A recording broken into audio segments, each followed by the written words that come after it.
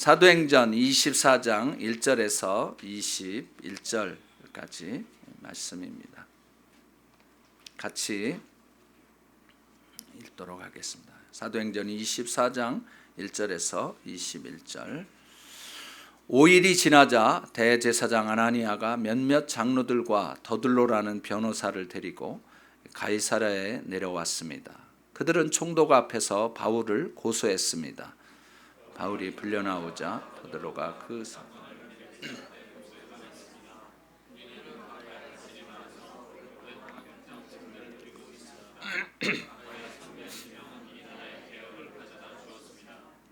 벨리스 각하, 저희는 언제 어디서나 이것에 대해 깊은 감사를 드리고 있습니다.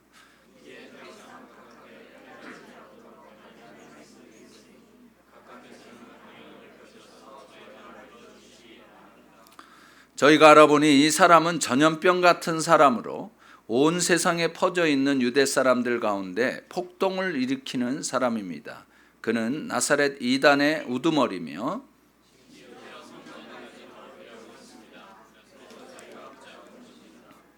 각하께서 직접 조사해 보시면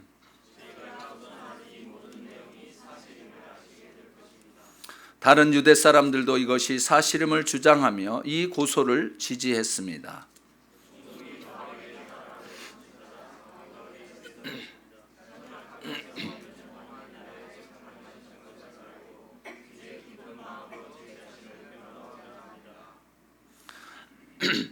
제가 예배를 드리러 예루살렘에 올라간 지 12일밖에 되지 않은 것을 각하께서 조사해 보시면 쉽게 아실 수 있습니다.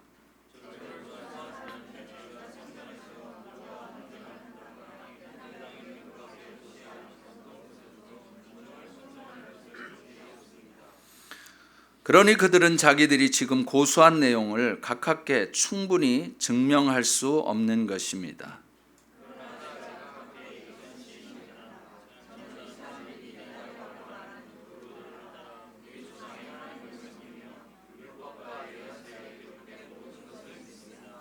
또 이 사람들과 마찬가지로 하나님께 같은 소망을 두고 있으니 그것은 의인과 악인의 부활이 있을 것이라는 것입니다.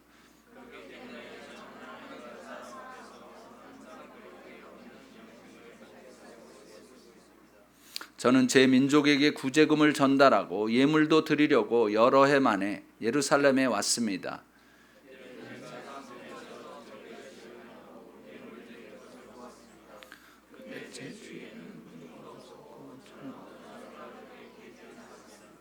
그 자리에는 다만 아시아 지방에서 온 몇몇 유대 사람들이 있었는데 만약 저를 고소할 일이 있었다면 그들이 직접 고소 내용을 들고 여기 각하 앞에 와 있어야 할 것입니다.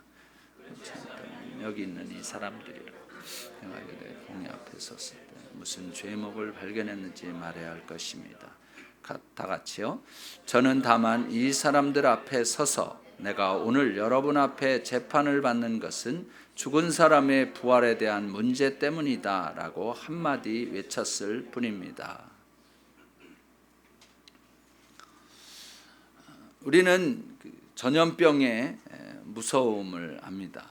이 전염병은 갑자기 많은 사람들에게 영향을 미치기 때문에 쉽게 해결하기도 힘들고 그 결과가 굉장히 무섭습니다. 대한민국에 이제 올 5월 달에 메르스라고 하는 병이 그 전염병이 중동 호흡기 질병인가 뭐 이제 그렇게 그래가지고 그게 한국을 강타를 했습니다. 그래가지고 하여튼 그 끝나기 전까지 얼마나 힘들었는지 모릅니다. 한국 전체 이 경제가 흔들거렸어요. 뭐 중국 사람들 이 여행 오려고 하는 사람 다 취소해 버리고요. 그리고 이 크루즈선이 있잖아요. 크루즈선이 이렇게 인천 앞바다까지 와가지고서는 저반 대지 않고요. 그냥 바다에 떠 있다가 그냥 갔다고 그래요. 그만큼 이 메르스 때문에 아주 이 한국이 어려웠었는데 지난 이제 12일 날 한국 그 병원 대한 병원협회에서 그 메르스에 관한 경과 일지를 다 발표하고 또 기자회견을 이제 했어요. 근데 그 기자회견을 하는 가운데서 아주 그들이 발표한 것들 중에 일지가 있었는데 하루하루 이렇게 그 일지가 있었는데 그것에 어떻게 해서 그 일지를 어떤 식으로 발표를 했냐면 숫자로 발표를 했습니다. 1, 2, 뭐 2점 뭐 얼마 뭐 나중에는 5,496 이렇게까지 1서부터 쭉 했어요. 근데 그 1이라고 하는 숫자에 굉장히 의미 있는 숫자였습니다. 무슨 숫자일 것 같습니까? 1. 네. 한국의 메르스 전염병은 중동을 방문했던 한 사람으로부터 비롯됐다는 것이었어요. 사실 그분이 5월 4일 날 이제 들어왔대요. 여기에 한국에. 그런데 확진이 된 게 5월 20일인데 그 기간 동안 부인과 아들과 딸들이 다 고열 증상이 있었는데 자기 아버지가 중동에 갔다 왔다는 얘기를 안 했던 거예요. 그러고 나서 이분들 또 이 가족들이 이 병원 저 병원 다니면서 이제 진료를 받은 거예요. 그래가지고 그렇게 일파만파로 그냥 다 퍼져 버렸던 것이.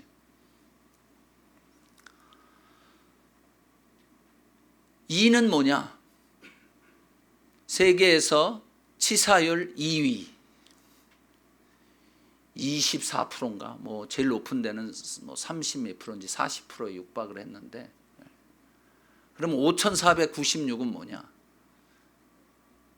병원들이 직접적인 피해를 본 게 5,496억 원이라는 거예요.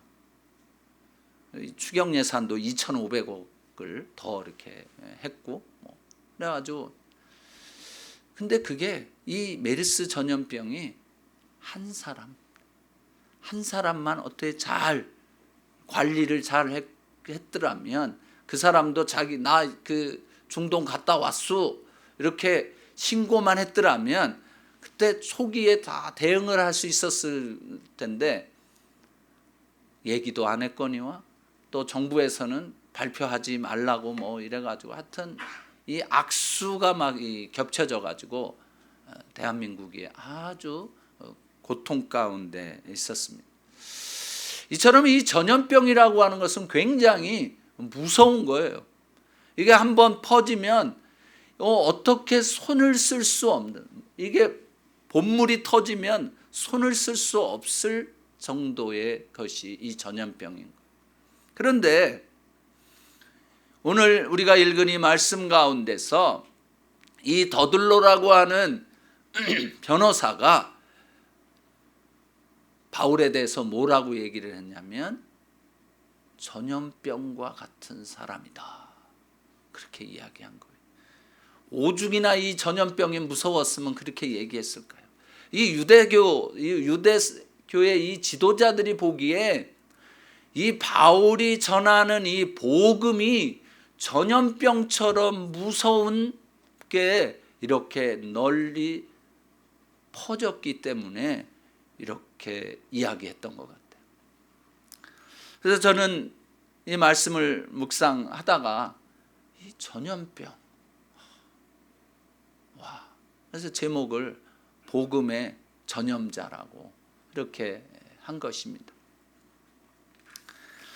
바울이 이제 복음을 전하는 삶을 살기 위해서 이제 예수 그리스도를 만난 이후에 완전히 변화가 됐죠. 그리고 그의 마음 가운데는, 그의 생각에는 그냥 한 가지만 있었어요. 복음 전하는 것, 예수 그리스도를 전하는 것, 예수 그리스도를 전하는 것, 그것이었어요. 그리고 이 바울이 굉장히 중요하게 여겼던 것은 복음 전파 내용 중에 그리스도의 십자가와 부활에 대한 복음을 전한 그런 사람이었는데, 이게 그렇게 파괴력이 있고 전염성이 있었다라고 하는 것이에요. 이제 이 대제사장 아나니아와 또 예루살렘의 이 공회에, 이 사내들인 공회의 몇몇 이 리더들과 이 더들로 변호사는 예루살렘에서 가이사라로 내려왔습니다. 그 중간에 이 바울을 가이사라로 보낼 때에, 벨릭스 총독이 있는 곳에 보낼 때에 사람들이 이 바울을 죽이려고 했습니다. 그런데 그것을 계획을 알고 이 천부장은 보병 200명, 마병 50명, 그리고 창 쓰는 사람 200명, 도합 450명의 호위를 해서 이 바울을 예루살렘에서 가이사라로 가게 했습니다. 그러고 나서 이제 바울이 도착한 5일 후에 대제사장 아나니아와 또 장로들과 더들로가 이제 온 것이에요. 그러고 나서 벨리스 총독 앞에서 이 바울을 고소하기 시작한 것입니다. 오늘 말씀을 보면 이 더들로가 총독에게 이야기하는 것을 보면 이렇게 2절에 이렇게 나옵니다. 같이 한번 읽어보겠습니다. 2절 시작. 바울이 불려나오자 더들로가 그 사건을 벨릭스 앞에 고소해 말했습니다. 우리는 각하의 다스림 아래서 오랫동안 태평성대를 누리고 있습니다. 각하의 선견 지명은 이 나라의 개혁을 가져다 주었습니다. 여러분, 이 말이 굉장히 그 사람에게 뭐 그냥 보통 할 수 있는 이 얘기라고 말할 수 있잖아요. 그런데 이 당시에 살았던 사람들이 이 말을 들으면요, 여기 있는 걸 토하낼 수밖에 없는 말이에요. 왜냐하면 이 벨릭스라고 하는 사람이 이런 사람이 아니기 때문에 그래요. 이 벨릭스에 대해서 이 로마의 역사학자 타키투스라고 하는 사람이 쓴 것을 보면은 정말 이 사람은요, 탐관 오리 중에 탐관 오리였어요. 뭐 여기에 보니까 태평성대를 누리고 있다고 그랬는데 아니에요. 태평성대가 아니었어요. 굉장히 폭압 정치를 했고요. 그래서 이 타키투스가 이런 얘기를 했더라고요. 로마 사람들은 자기가 다스리는 이러한 곳을 황폐하게 만들어 놓고는 그것을 황폐하게 된 것을 평화라고 말한다. 이렇게 써놨더라고요. 그러니까 이 로마의 관리들이 그렇게 하는 것이 그렇게 태평하지 않았어요. 사실 이 벨릭스라고 하는 사람은 원래 노예 출신이었습니다. 노예 출신이 총독에까지 올라오는 데는 어떻게 해서 올라왔겠습니까? 온갖 뇌물을 다 바치고요. 그리고 얼마나 저기를 잘했는지 이 부인이 누구냐? 드루실라인데, 드루실라는 헤롯 대제의 손녀고요. 헤롯 안티바스 1세의 딸이고 헤롯 안티바스 2세의 누이인 거예요. 헤롯 가문하고 정략적인 결혼을 통해서 노예 신분에서 노예였던 사람이 거기까지 올라간 거예요. 시민권도, 로마 시민권도 돈 주고 샀겠죠. 물론 이렇게 해가지고 총독이 됐던 사람. 그래서 이 사람은 태평성대가 아니었어요, 그 당시. 그리고 무슨 선견지명이 있다고 했는데 이 선견지명은 굉장히 좋은 말 아닙니까? 근데 이 사람은 무엇에 대해서 선견지명이 있냐? 어떻게 하면 정치적인 것을 이 네트워킹을 통해 가지고 정치적으로 자기가 굳건한 위치를 가질까에 대해서는 굉장히 아주 빠삭한 그런 사람이었던 거예요. 그리고 또한 개혁을 가져다 주었다고 했는데, 이 개혁이라는 것은요, 이 사람은 무엇을 위해서 개혁했냐면요, 역사 이 타키투스가 얘기하는 자기 호주머니를 두둑히 채우기 위해서 모든 것을 변경했다는 거예요. 그러니까 이 지금 더들로가 하는 말은 무슨 얘기입니까? 한마디로 아첨인 거예요. 아첨. 사실 우리가 세상을 살아가면서 정말 아첨하는 것이 정말 비위에는 안 맞지만 해야 할 때도 좀 있기도 하고, 특별히 한국 사람들의 이 삶을 보면 문화 자체가 이런 것을 이야기하지 않으면 이게 승진하는 데나 무슨 뭐 어떻게 되어져 가는 데 있어서 굉장히 불이익을 받다 보니까 한국적인 문화에서는 이게 그냥 당연한 것으로 여겨지는 것이죠. 근데 제가 미국에 와서 이렇게 살아보니까 뭐 미국도 뭐 그런 게 있을런지는 모르지만 일단 그래도 이 아첨하는 것이 그렇게 잘 먹혀들지는 않는 것 같고, 그리고 굉장히 정직한 이야기들을 이제 많이 하는 것을 이제 봅니다. 그러면 성경은 이 아첨하는 것에 대해서 어떻게 말씀하고 있는가? 성경을 한번 읽어보겠습니다. 잠언 29장 5절 시작. 자기 유색에 아부하는 사람은 자기 발에 걸릴 그물을 놓는 셈이다. 아부하는 것, 아첨하는 것은 자기 발에 걸릴 그물을 놓는 것과 똑같은 것.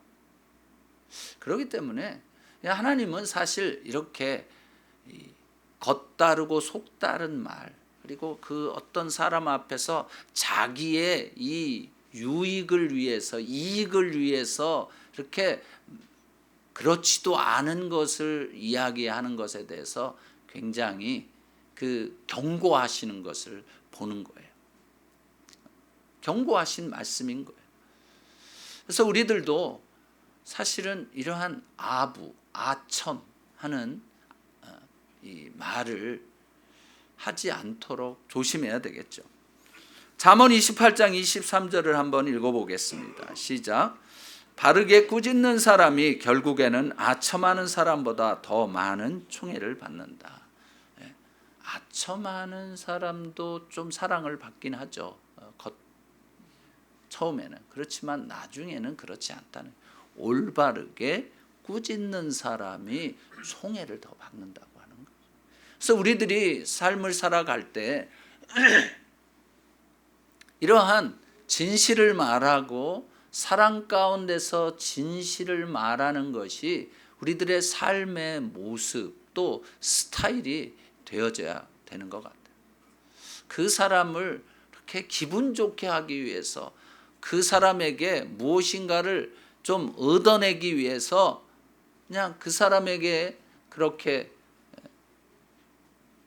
보통 하는 말로는 알랑방구라고 그러죠.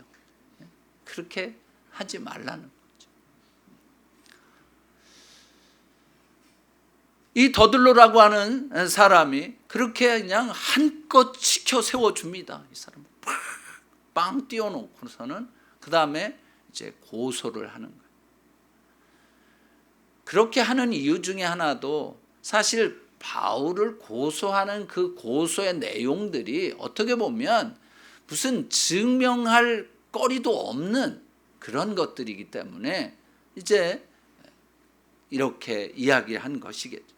그러면 더들로가 바울을 세 가지로 고소를 했는데요. 세 가지의 고소는, 첫 번째는 무엇이냐면 그는 전염병 같은 사람으로 온 세상에 퍼져 있는 유대 사람들을 가운데서 폭동을 일으키는 사람이라는 거예요. 영어 NLT 성경을 보면 트러블 메이커다 이렇게 이제 얘기를 한 거예요. 전염병 같은 사람이다. 그러니까 이 산헤드린 공회에 있는 사람들이 잘 보긴 본 거죠. 이 바울이 전하는 이 복음, 그것을 전염병처럼 여겼던 거예요. 그러니까 한번 그 병에 걸리면은 그냥 그 사람만 걸리는 게 아니라 그 옆에 있는 사람들까지 순식간에 그냥 이 대량으로 병에 걸리는 전염병 같은 사람. 그리고 트러블 메이커다. 그러니까 이렇게 고소한 이유는 왜 그럴까요? 이 사람을 이 유대 총독이 가장 신경 써야 될 것은 뭐냐면 치안 유지였어요. 그러니까 유대가 각 그 지방에 유대 관리를 내려보내면서 그 지역 사람들에게, 지난주에도 얘기했지만, 일단 유지들한테는 시민권을 주었습니다. 좀 조용히 하라고. 그리고 이 관리들에게는 그 사람들이 폭동을 일으키지 않도록 그 치안 유지하는 것이 굉장히 중요한 일이었어요. 그렇기 때문에 이 사람은 여기저기 다니면서 폭동을 일으키는 사람이다 라고 이야기한 것은 이 사람이 여기에서도 그럴 사람이다, 폭동을 일으킨 사람이다 라고 이야기하는 거예요. 그래서 로마의 법에 의해서 폭동을 일으킨 사람이기 때문에 당신이 기소하고 이 사람에게 죄가 있다고 판결을 해달라는 것을 이야기하는 거죠. 근데 사실 이 사도 바울이 그렇게 한 사람이 아니었죠. 두 번째로 고소한 내용은 뭐냐면 이 사람은 나사렛 이단의 우두머리다, 괴수다, 이런 거예요.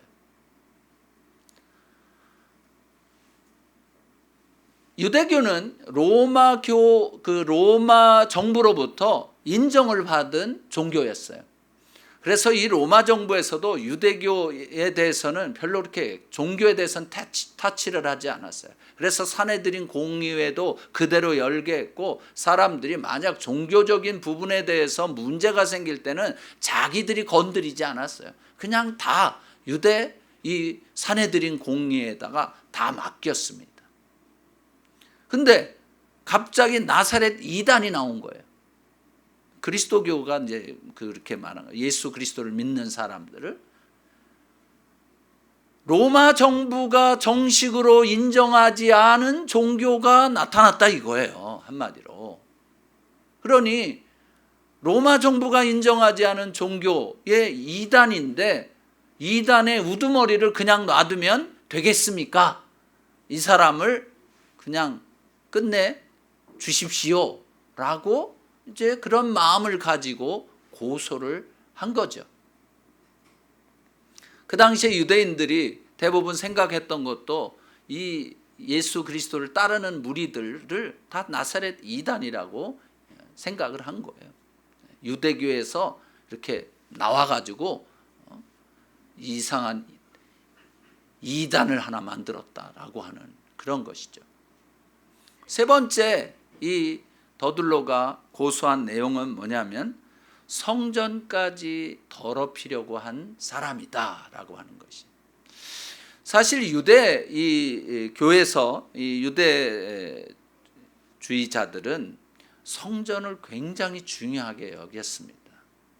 그래서 유대인의 뜰 밖에 있는 이방인의 뜰까지는 뭐 이방인들이 와도 괜찮지만 유대인의 뜰 안으로 들어오게 되면 성전을 더럽힌 것이라고 생각을 했기 때문에 그 사람은 죽게 돼 있어요. 거기에 이제 그리스인이 들어오잖아요. 그러면은 그 자리에서 그 사람을 죽여도 할 말이 없어요. 그게 이제 그 팻말도 거기에 써져 있고, 여기에 들어오면 들어오지 마시오. 들어왔다가 죽어도 뭐 당신 책임이요. 이제 이런 거죠. 그래서 이 굉장히 성전을 거룩하게 여겼던 거죠. 생각을 했죠. 그래서 그것을 이방인들이 못 들어오게 이제 했던 거예요. 근데 이 사도 바울이 바로 그곳에 이방인을 데리고 들어와서 그렇게 더럽혔다라고 처음에 고소할 때는 그렇게, 처음에 이야기할 때는 그렇게 이야기했지만, 여기에서 이 더들로가 이야기하는 것을 보면 더럽히려고 한 사람, 아직 더럽힌 것 같지는 않다는 거죠. 그것에 대한 확실한 증거는 없다는 거예요. 그냥. 그렇지만 사실 이 사람을, 이 바울을 죽이려고 한 이 사람들에게는 어떻게 해서든지 무엇을 걸어서든지 이 바울을 죽여버리고자 하는 그런 게 있었기 때문에 그러한 모든 것들을 다 바울에게 다 뒤집어 씌운 것이에요. 성경 말씀을 한번 보면 이들이 처음에 사도 바울을 그 성전에서 보았을 때 했던 이야기가 있습니다. 사도행전 21장 28절 같이 읽어보겠습니다. 시작. 소리 질렀습니다. 이스라엘 동포 여러분, 우리를 도와주시오. 이 사람은 가는 곳마다 모든 사람에게 우리 민족과 이곳 성전을 반대하며 가르칩니다. 게다가 성전에 그리스 사람들을 데려와 이 거룩한 것을 더럽히고 있습니다. 더럽히고 있다고 그때는 얘기를 했는데, 지금 이 더들로가 얘기하는 것은 뭐냐면, 거기에 이 사람은 성전까지 더럽히려고 했습니다. 약간 한 발 뒤로 물러섰어요. 그러니까 이 사람들이 하나님께서 양심을 좀 건드려 주셨던 것 같아. 야, 아무리 그래도 그렇지, 더럽히진 않았지 않냐. 뭐 이제 그렇게 증거도 없고, 그러니까 살짝 한 발자국 양보는 했지만, 그러나 그들은 그 양심의 가책을 받은 것대로 행동하지는 않은 거예요. 왜냐하면 바울을 죽이려고 하는 그 마음이 가득해 있기 때문에 그들이 그 양심의 가책에 따라 행동하지는 않았던 것이. 사실 이 사단은 복음을 전하는 이 바울을 죽이려고 했기 때문에 그동안 수차례 죽이려고 했었죠. 여러 차례.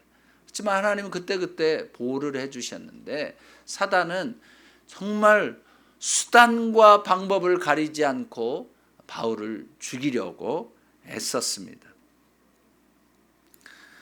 그들의 마음 가운데, 이 고소자들의 마음 가운데 무엇이 있는지를 알 수 있었던 것이에요. 잠언 10장 18절 말씀을 한번 보겠습니다. 시작. 거짓말하는 밉술로 미움을 감추는 사람과 남을 비난한 사람은 어리석은 사람이다. 사실 이들의 마음 가운데는 미움이 있었어요. 바울에 대한 미움으로 가득 차 있었는데, 그것을 지금 거짓말하는 입술로 살짝, 뭐 굉장히 아주 근사하게 고손을 하지만, 그러나 그 마음 가운데는 그를 죽이고자 하는 것으로 가득 차 있던 것이죠. 잠언 26장 26절 읽어보겠습니다. 시작. 미움을 속여 감추더라도 그 악이 회중 앞에 드러나게 될 것이다. 미움을 속여서 속에 이렇게 감추고 있는다고 해서 그냥 있는 게 아니라는 거예요. 그 악이 수많은 사람들 앞에서 드러나게 되는 거예요. 여러분, 예수님에 대해서도 마찬가지였어요. 이 유대 사람들이 가지고 있었던 예수님에 대한 그 미움이 이제 유대 사람들 전체에서 그들의 마음 가운데 악으로 해서 다 드러나게 됐던 것이죠. 그래서 예수님 십자가에 못 박았던 것처럼, 사실 바울에 대한 이 미움이 지금 벨릭스 총독 앞에서든, 그리고 그 수많은 유대 사람들 앞에서 그 악이 드러나게 된 거예요. 여러분, 우리들의 마음 안에 있는 그 미움이 있다면 언젠가는 그 악이 수많은 사람들 앞에서 드러나서 수치를 당하게 됩니다. 그렇기 때문에 빨리빨리 해결해야 돼요. 주님 앞에서 그 미움들을 해결을 해야 돼. 결국 이 사람들이, 이 고소자들이 가지고 있는 이 미움이 결국 이렇게 드러나게 된 것처럼 말입니다. 이제 이 바울이 자기에 대해서 이제 벨릭스가 자 그럼 네가 네 자신을 변호해라 이렇게 얘기하니까 자기 자신에 대해서 변호를 합니다.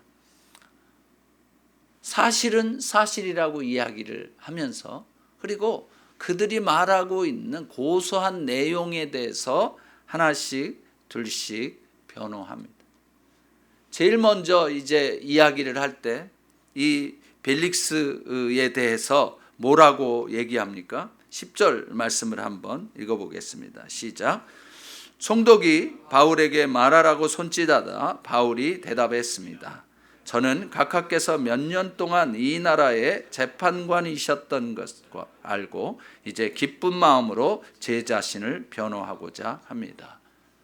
여러분, 이 더둘로가 한 이 서두와 바울이 한 서두는 전혀 다르지 않습니까? 바울은요 그냥 사실만을 얘기를 했어요. 이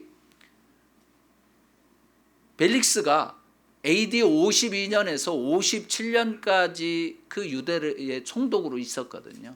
당신이 몇 년 동안 재판관으로 있던 것을 압니다.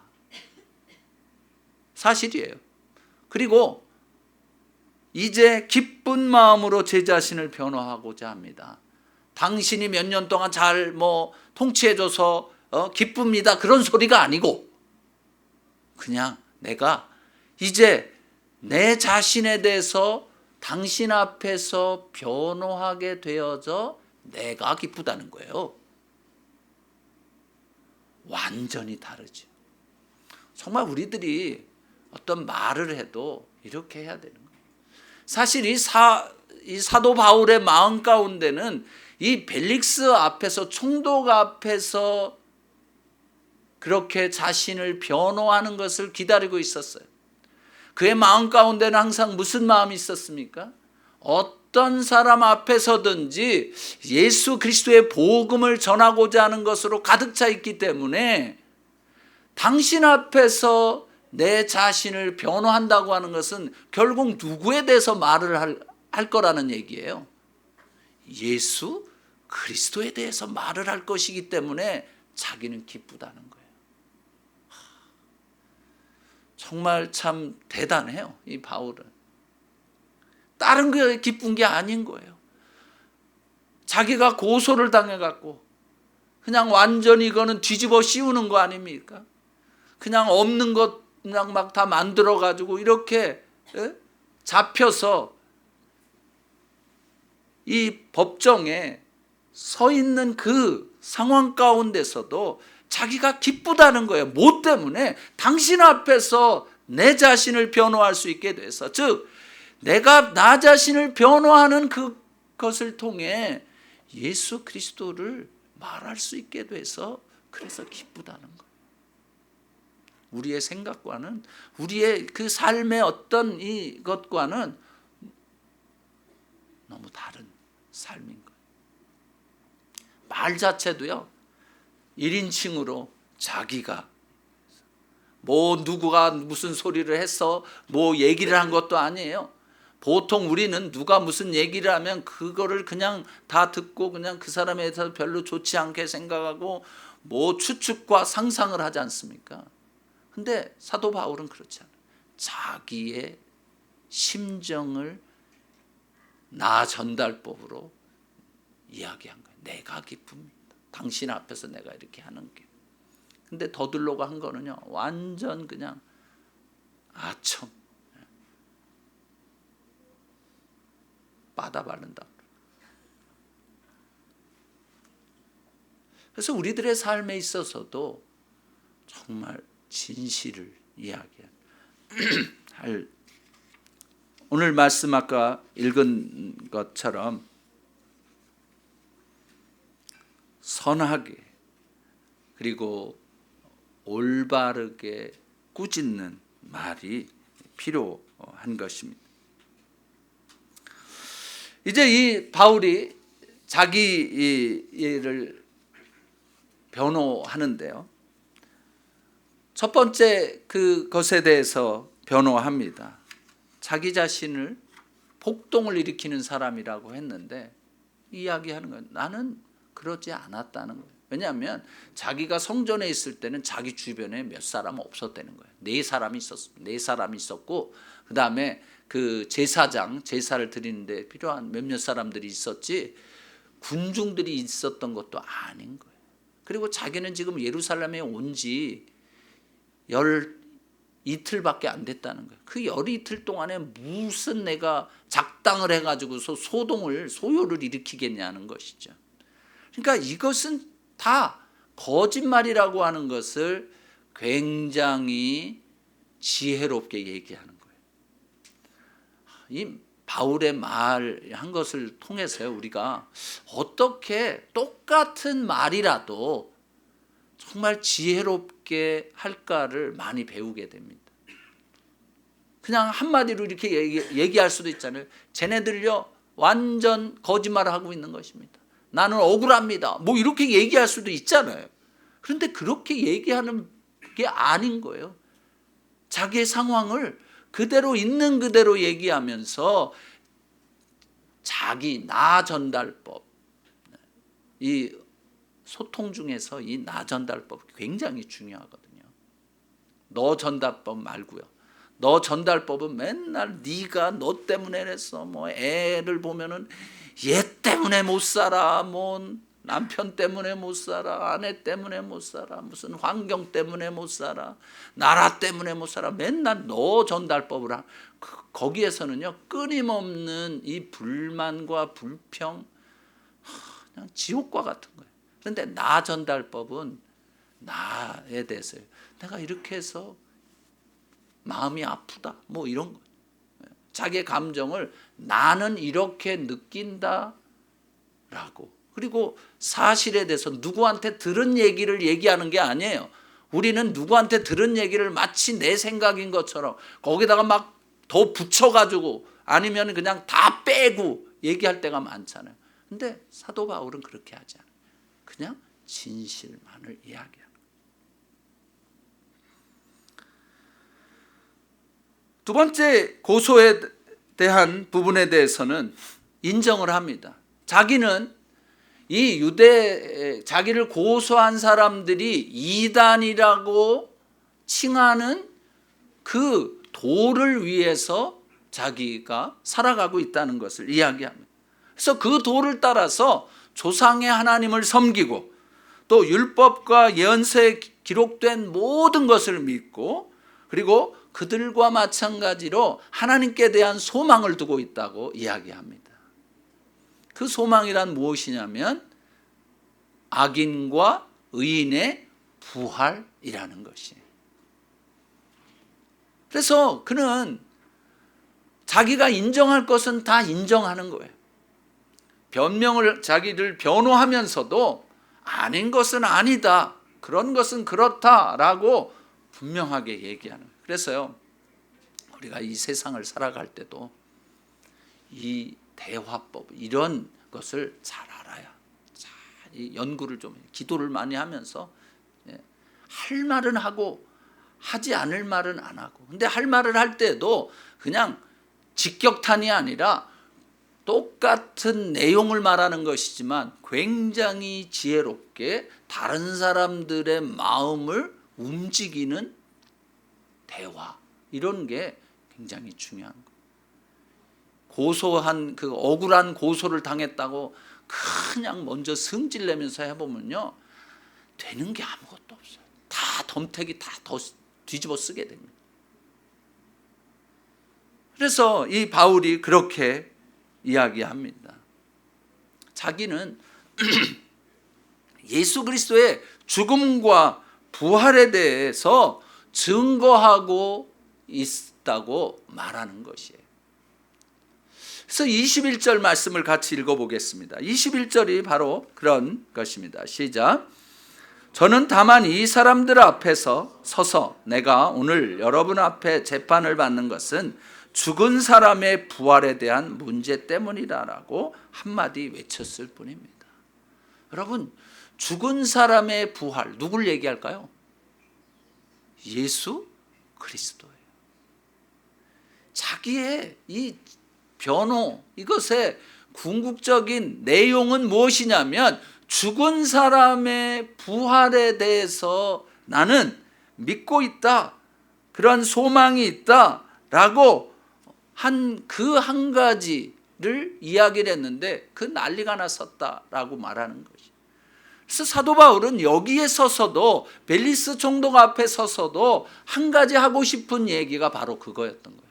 예수 그리스도의 죽음과 부활. 이것이 바로 우리의 소망이다.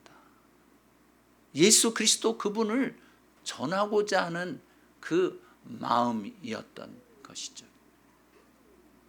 여러분, 우리가 좀 이렇게 주의 복음을 지혜롭게 전했으면 좋겠어요. 똑같은 건데도 그 사람이, 고소한 사람이 한 말 중에서 정말 예수 그리스도에 대해서 증거할 수 있는 그런 말들을 끄집어낼 수 있는, 이게 하나님이 주신 또 지혜가 아니겠습니까?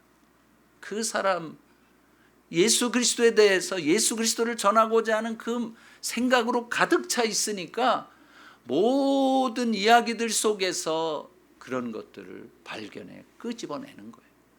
사실 우리가 이 문화 공부를 해보면 문화 속에서 예수 그리스도를 전할 수 있는 게 엄청나게 많은 거예요.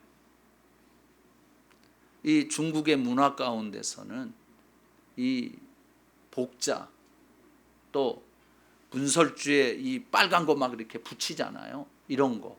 이게 다 그 유월절과 연관되어 있는 것들입니다. 그리고 이 베이징에 가면 천단이라고 있어요. 그 하늘의 제사드리던 데가 있어요. 그거는 무슨 다른 것을 위한 게 아니라 하늘에 있는 신에게 제사를 드리는 거예요. 그런 것들은 이 중국의 여러분들 한자에 대해서는 많은 것을 이제 보셨을 거예요. 그런 이야기들이 많이 나오니까 한자에 숨겨져 있는 이 비밀들 이런 거 보면 그런 것을 통해서 복음을 전하고자 전할 수 있는 것들이 굉장히 많거든요. 그래서요, 저는 공부하고 싶은 것 중에 하나가 이 문화 인류학 쪽에, 또 이 특별히 문화 쪽에 이 각 나라의 문화 습관이나 풍습이나 이런 것에 숨겨져 있는 예수 그리스도에 대한 증거, 이런 걸 좀 찾고 싶은 그 마음이 있어요. 빨리 이제 은퇴를 하고서 좀 도서관에 앉아서 좀 그거 좀 했으면 하는 마음이 있는데,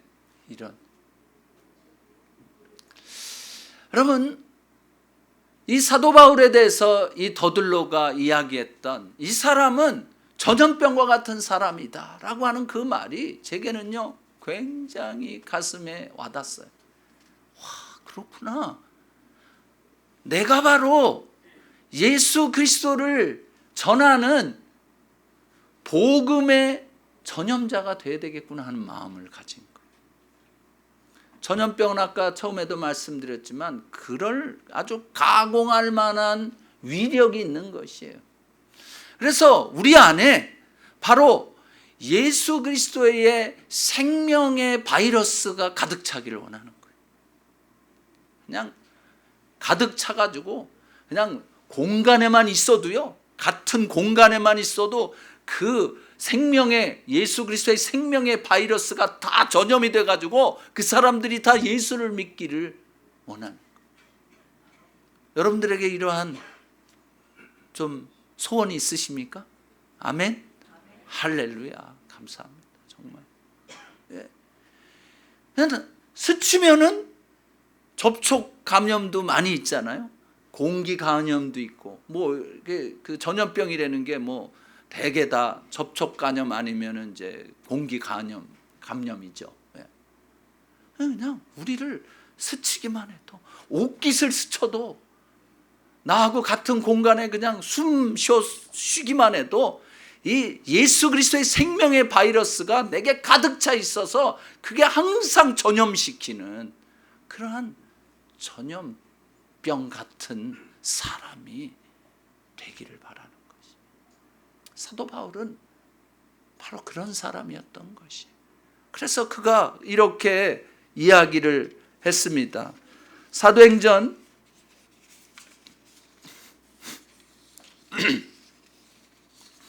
20장 24절입니다. 같이 한번 읽어보겠습니다. 시작. 그러나 나는 내가 달려갈 길과 주 예수께서 내게 주신 사명, 곧 하나님의 은혜의 복음을 증거하는 사명을 다 완성하기 위해서라면 내 생명을 조금도 귀한 것으로 여기지 않습니다. 그러니까요, 그냥 이 사도 바울은요, 예수 그리스도의 생명의 바이러스로 그냥 가득 차 있는, 그냥 충만했던 거예요. 가만 생각을 해보니까 성령 충만하다는 게 예수 그리스도의 생명 바이러스로 충만한 거더라고요. 그냥 같은 공간에 있어도 전염되어지는 이러한 놀라운 전염력이 이 주의 복음에 있는 것이죠. 사도 바울에 대해서 이 유대 고소자들이 고소했던 그 고소의 내용이 이제 우리들에게도 세상 사람들 또는 마귀 그냥 고소하는 내용이 되어지기를 원하는 것입니다. 내가 어느 곳에 있든지 나하고 접촉하는 사람, 나하고 같은 공간에 뭐 말은 안 했지만 그냥 같은 공간에 있던 사람들은 다 예수 그리스도의 생명 바이러스에 감염되어져서 그도 또한 예수 그리스도의 생명을 소유하는 그러한 사람이 되어지는 놀라운 역사가 여러분과 저를 통하여 우리의 삶 가운데 있기를 주의 이름으로 축원합니다. 이 시간 같이 기도하겠습니다.